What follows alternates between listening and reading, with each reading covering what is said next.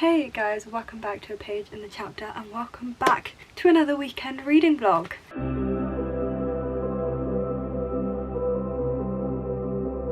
So I'm hoping that this will be a full reading vlog. It is currently Friday night, so I'm hoping to do the full Saturday and Sunday, but I'm really not sure what my plans are on Sunday. Everything is a little bit up in the air. We're going to be playing it by ear a little bit this weekend reading vlog, but the two books that I will be reading this weekend are King of Battle and Blood by Scarlett Sinclair.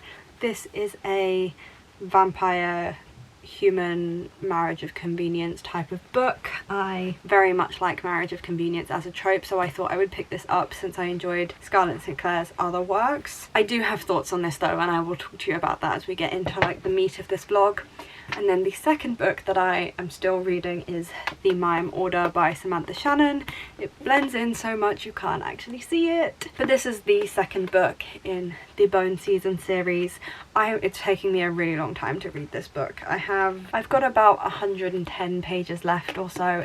I should hopefully get this finished this weekend, but The Mime Order is my commute book, so I only read it on the train, and it is taking me a really long time to kind of get into it. I don't think it's a bad book. I think it's a good book in the series. It's making me intrigued to see where the series is going to go. It is fulfilling its purpose as a second book in the series, but it is not quite as gripping as the first book is, and thus it's taking me longer to read it. Marvin, you want to say hello? Who's that? So these are the two books I'm hoping to get to. 150 pages into King of Battle and Blood, so I think I will be able to finish this one fairly easily and we can move on to another book on my TBR. So if you guys enjoy weekend reading vlogs or vlogs in general and you would like to see more of them from me, then do please feel free to hit that big red is it that side? Yeah. Do feel free to hit that big red subscribe button down below and stay tuned for future content. I upload every single Wednesday and occasionally on a Sunday for bonus videos. And if you guys would like to see when those bonus videos are coming out, then it is best to follow me on Instagram at @PageInChapter. All of these channel updatey things. So without further ado, let's get on into the weekend of reading. So my room, absolute mess right now. I don't want to talk about it, but I am 150 pages into King of Battle and Blood by Scarlett Sinclair. This follows Isolde and Adrian is king of the vampires and Isolde is the princess of this place called Lara, and the two encounter, and then Adrian decides that he's going to demand Isolde's father, the king of Lara, that she has to marry him, otherwise he's going to declare war, and because he's king of the vampires he will win. Like, loads of different kingdoms have been having a problem with the vampires. They're known as this horrible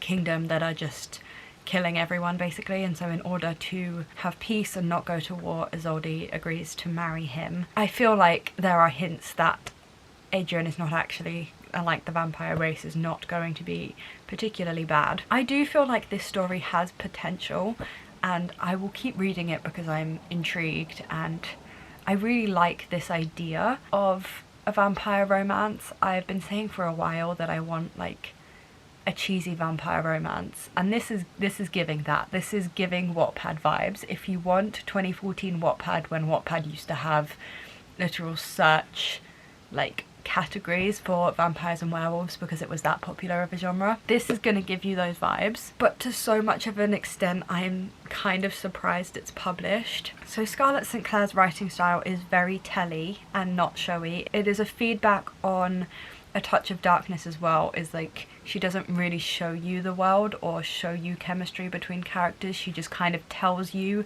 the structure of the society, how it works. It's just like a kind of writing style, which if you like that, then you can check out her books. I'm not like a flowery writing style kind of person, but it does make me cringe a little bit that this entire world is just basically, it may as well just be bullet pointed out. Like, it's just told to you in a series of like short sentences, and it makes me cringe a little bit. But getting past that in the beginning, I feel like there could be such potential for the tension between these two characters. They have like an insta lust, immediate sexual attraction, okay, but she's been forced into marrying a man she believes is killing people. Like, these humans are supposed to be repulsed and disgusted by the fact that vampires are drinking human blood, And Scarlett Sinclair keeps telling us that they are repulsed by this, only for our characters to immediately consummate the marriage. Like, there's a sex scene 100 pages in, and I feel like we just keep being told things and then shown the opposite, and I would really like to see this tension between these two characters. Isolde is supposed to be trying to kill Adrian, but she's not really trying, it's not really happened. They were doing it and then she was like, okay, I need to kill him. So she stabs him and then like nothing happens. She just gives up again and then they start doing it and she has a great time. I'm just let down by the structure of this book and the way that it has gone, because I do really feel like it has potential to be good, but to be honest, it's a bit of a fucking shit show. I'm really confused by why it was thought that this should be the direction that this book goes. The whole fun of Marriage of Convenience is that, especially in a setting like this where she has to marry him otherwise he's going to kill all of her people, there should be some tension, there should be some hatred of each other and getting to know each other that then turns into a bit of a yearning and a will they won't they. And instead it's just insta-lust that's kind of insta-love. Like, Adrian insta-loves her. It's fairly obvious from the way he talks to her that he's already in love with her, essentially. And for her it's just lust, and she's really, like, I don't understand, basically. I think this book could be so good. I love the concept. I don't love the execution. But that being said, I am going to keep reading it because it's cheesy and smutty and I can't say that I'm having an awful time. I will probably review it badly because I don't think it's a good book, but I'm enjoying myself. I keep saying that I want a cheesy Wattpad vampire romance, and I mean, I've got it. What this is teaching me, really, is that my taste in books has not really matured since I was 13. That's all I'm learning from this experience, because I know that objectively this book is quite bad, and yet I'm kind of enjoying myself.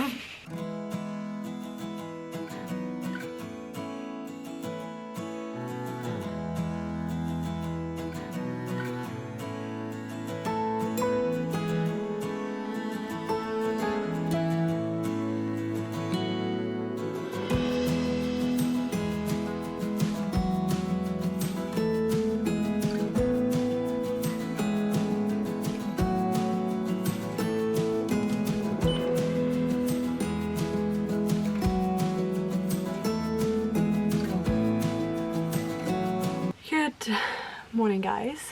I'm nearly 340 pages into this book. I've got to be so close to finishing it now, like it's got to be less than 50 pages. I will say that this did get better. I feel like the fantasy elements got a lot better, and there was some tension brought into the relationship. I still feel like some of their actions and their decisions of when to get it on is a little bit iffy. It's usually after one of them believes that something horrendous has happened, and then it's just like, oh, okay, I instantly forgive you and we're now immediately gonna do it. Or even if they don't forgive each other, it's just like, oh, you've done this horrible, awful thing, let's get it on. So that is a bit of a letdown of this book, but I do think some attempts were made for tension and yearning to be brought in, and the fantasy element got better, so I can't complain too much. I do feel like in the latter 2/3 of this book my rating of it has increased. The last time I spoke to you about this book I was very willing to give it 2 stars. I feel like now it would be more of a 3-star read. I think there are too many issues with the romance for me to consider giving it 3.5 or close to 4 stars, but the enjoyment level is kind of sitting at about a 3 right now if you balance everything out that I've said. But first course of action this morning is to clean my room. I cannot live like this anymore. I feel like I cannot breathe. So I need to clean this room. I need to then clean myself because my hair is just, I don't want to talk about it. And then I have to do some uni work because I unfortunately cannot spend all weekend reading as much as I would like to. But I am going out tonight, which means I have to get more uni work done today. But also you guys get to come along and see a fun me having a social life, which rarely happens on this channel, so yeah, I'm gonna tidy up and then we'll see where we're at, because I feel very stressed out about the state that my bedroom is right now.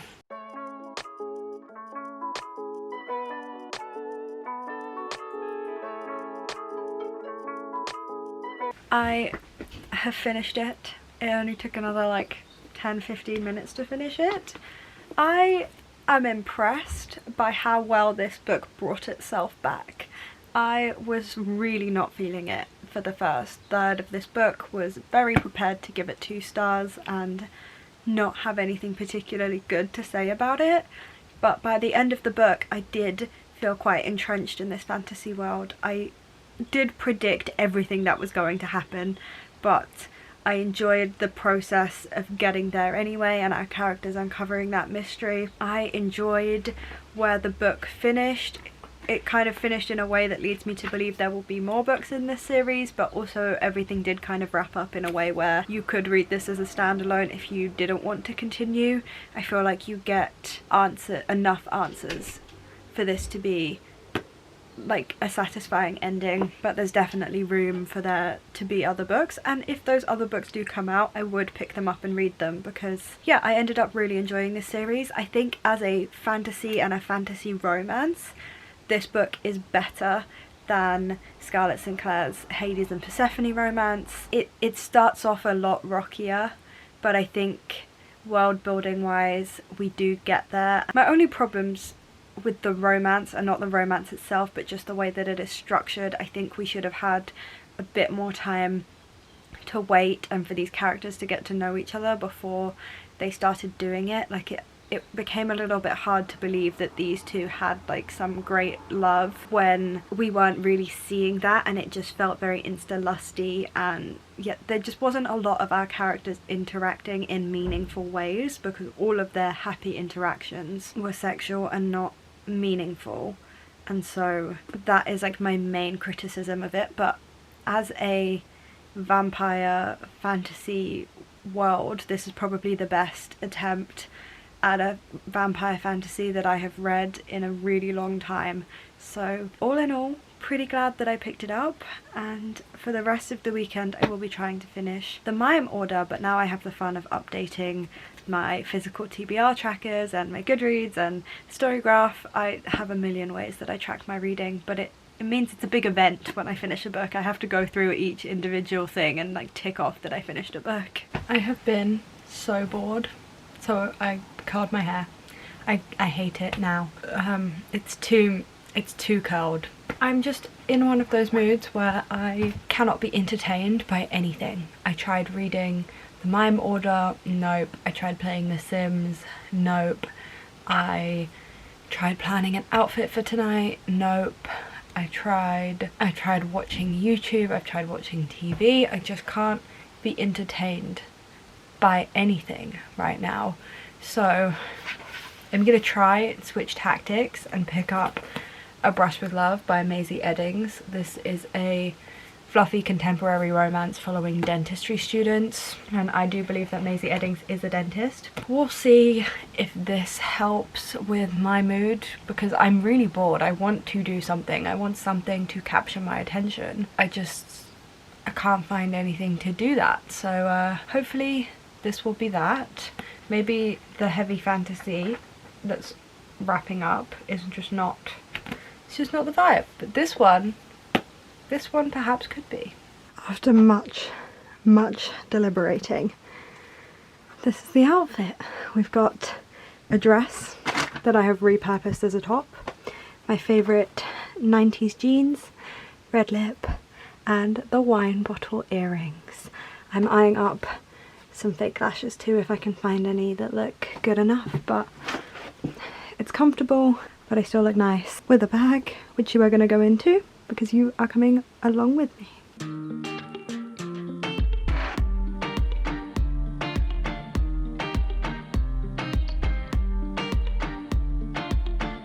Good morning. I had the best time last night, but I'm paying for it now. No, I'm not too hungover, but my head kills. So I'm just waiting for my headache tablets to kick in so that hopefully the thought of reading doesn't sound so horrible anymore. Hopefully the headache tablets will kick in and then I can have a coffee and then I will hopefully feel alive.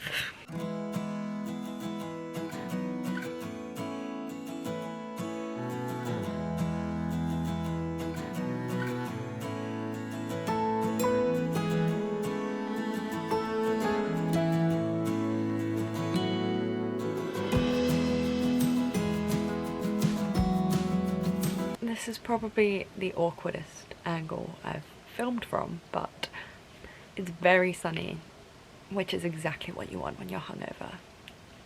I swear to God, everything in the universe is it's been waiting to punish me for drinking. But I am 128 pages into A Brush with Love. It's a pretty good option if you want just like a really fluffy, low stakes contemporary. I am having a better time reading it than I thought that I would. I don't feel like I am bored or want to DNF. Like, I kind of picked this book up as a bit of a placeholder when I wasn't in the mood to read yesterday, but I'm still going. I just find the decisions of our characters like hard to understand. These two are kind of insta-lovey from the get-go, or they meet and they like immediately know that there is something different going on between them. They are very, very, very interested in each other and are actually quite honest about the fact that they feel nervous around each other or interested in each other. Things feel different than they ever have before. And then Harpo is like, I don't want to continue dating you because I've applied for residencies out of this state and I can't risk my grades for something that's going to end in 5 months. And I just kind of feel like they could have communicated a little bit better to be like, they've been communicating so well up to this point in the book. He's a little bit offended that she says he's just a distraction and that they'll end in 5 months, and I feel like maybe he could have said, well, hey, I'd be down to do long distance and why don't we revisit this in 5 months. And so now they're just trying to be friends when they're really struggling to just be friends because they really want each other. And I'm just confused by it, because surely if she's still hanging out with him all the time, even if it's in a friend capacity, that is just as time consuming and thus distracting from her studies as dating him would be. I don't know, I just feel like in a normal situation, if you didn't want a relationship because you were leaving, you'd probably have like a friends with benefits situation rather than a we'll just be friends. I don't know, I'm having an okay time. It's not a book that I love. An okay fluffy contemporary for this sunny hungover Sunday. So I have just finished A Brush with Love. I don't have much to say about this book, to be honest with you. It is a very mental health heavy book. It is very reminiscent of a Rachel Lynn Solomon book. I mean, she has blurbed this book, so it makes sense. It is a fluffy, light-hearted contemporary romance that also deals with our main characters getting over like their mental health and portraying mental health in a real view of mental health, particularly mental health in relationships. It is something I enjoy seeing in books. I just felt like this book didn't particularly elicit any kind of emotion from me.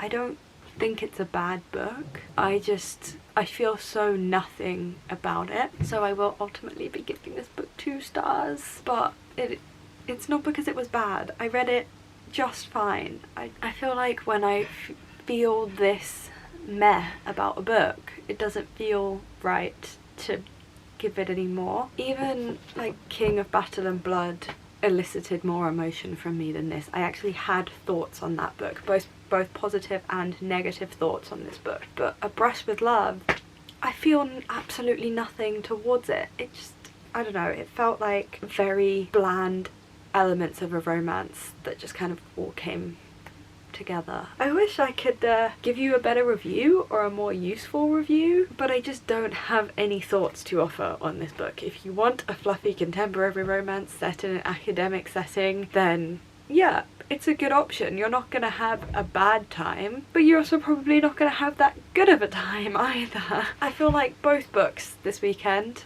were a bit meh. King of Battle and Blood was my preferred read. At least by the end of that I felt something. I felt like I would want to follow those characters into another book. This book, however, was was not the one. So not my finest weekend of reading, but it was my finest weekend of drinking. So we move. Life's all about balance. And with that though, I do think I will wrap up this reading vlog here, just because I don't really plan on doing any more reading now that I finish this book. I don't think I will have anything more to say to you guys. So yes, I do hope that you have enjoyed this vlog. You gained something from my reviews of these books, even though I didn't really know what I was talking about. And if you did enjoy it, then do please feel free to hit that big red subscribe button down below and stay tuned for future content. I upload every single Wednesday and occasionally on a Sunday. If you have any romance suggestions or recommendations for me, then do please leave them in the comment section, because I'm always looking for more romance recommendations. Yeah, I hope you guys are having a fantastic week, you are enjoying everything you are reading, and there are no reading slumps in your future, and I will see you for my next video. Bye guys.